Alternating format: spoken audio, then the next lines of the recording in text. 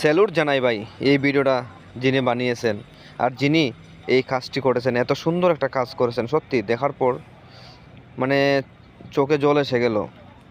হয়তো আপনার ইনকামের কিছু পার্সেন্ট আপনি খরচ করছেন, কিন্তু ভাই সত্যি মন ছুঁয়ে গেছে ভাই। আপনার লেগা মন থেকে আপনার লেগা আশীর্বাদ রইল ভাই।